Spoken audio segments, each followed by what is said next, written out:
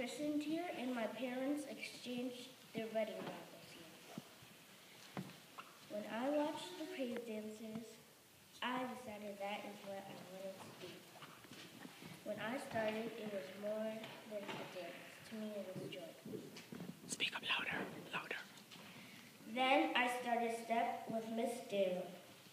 Miss Dara and Miss Nicole showed me how to work in a team.